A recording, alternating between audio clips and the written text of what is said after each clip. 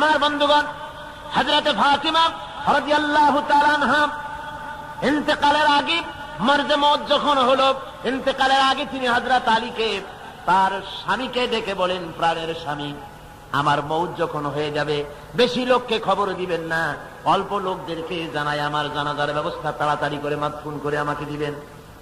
গভীর রাত্রে হযরত ফাতিমা রাদিয়াল্লাহু তাআলা আনহা ইন্তেকাল করলেন।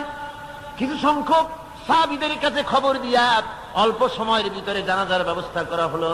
হযরত আবু যর গিফারী রাদিয়াল্লাহু তাআলা আনহু কবরের ভিতরে নেমে গেলেন। কবরের ভিতরে নেমে গিয়া হযরত আবু যর বলেন, যে কবর, তোর ভিতরে আজকে কাকে রাখবো, তুই কি তা জানিস নাকি? কোনো জবাব আসে না। হযরত আবু যর বলেন, কবর রে, তোর ভিতরে আজকে যাকে রাখবো তিনি হতেছেন হযরত ইমাম হাসান হোসেনের মা, বেহেশতের সমস্ত জওয়ানদের সরদার হবেন যারা, সেই দুইজনের মা তোর ভিতরে রাখবো, খবরদার বেয়াদবি করবি না। কোন জবাব না পেয়ে হযরত আবু যর বলেন, ওগো কবরের মাটি, তোর ভিতরে কাকে রাখবো কি জানিস?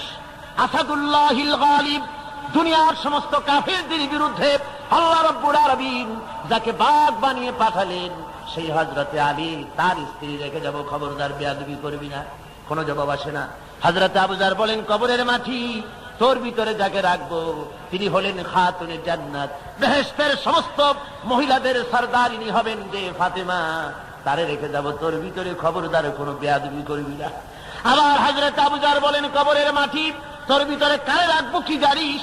তোর ভিতরে আজকে যাকে রেখে দিতেছি তিনি হলেন আখেরি জামানার পয়গম্বর, বিশ্বনবী জনাবে মুহাম্মদ রাসূলুল্লাহ সাল্লাল্লাহু আলাইহি ওয়াসাল্লামের কলিজার টুকরা মা ফাতেমাকে তোর ভিতরে রাখবো, খবরদার কবরের মাটি বেয়াদবি করবি না। কিতাবে এসেছে, হযরত আবু যর গিফারী শুনতে পেলেন, আওয়াজ এলো, কে যেন বলতেছে, রে আবু যর, আমি ফাতেমা কি চিনি না, হাসান হোসেনের মা কি চিনি না, আলীর স্ত্রী চিনি না, রাসূলের মেয়ে মা ফাতেমা কি চিনি না।